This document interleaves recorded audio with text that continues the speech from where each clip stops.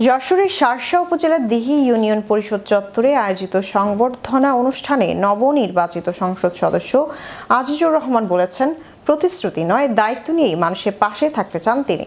দুর্নীতি, বৈষম্য ও অবহেলা দূর করে শার্শাকে একটি আদর্শ ও মডেল উপজেলা হিসেবে গড়ে তোলাই হবে তার লক্ষ্য। তিনি শিক্ষা, স্বাস্থ্য, কৃষি ও কর্মসংস্থান খাতে উন্নয়ন, যুব সমাজকে দক্ষ জনশক্তিতে রূপান্তর এবং মাদক সন্ত্রাসমুক্ত সমাজ গঠনে সকলের সহযোগিতা কামনা করেন। অনুষ্ঠানে স্থানীয় নেতৃবৃন্দ ও গণ্যমান্য ব্যক্তিবর্গ উপস্থিত ছিলেন। বক্তারা এমপি নেতৃত্বে দিঘি ইউনিয়নকে আধুনিক ও উন্নত জনপদ হিসেবে গড়ে তোলার আশা প্রকাশ করেন। জাতির অনেক দিন এর প্রত্যাশা নির্বাচন শেষ হয়েছে। এখন আমাদের নতুন দিনের স্বপ্ন, দেশ গড়ার স্বপ্ন।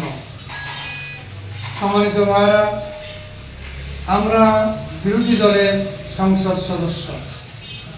বিএনপি সরকারি দল, তারা সরকার গঠন করেছে।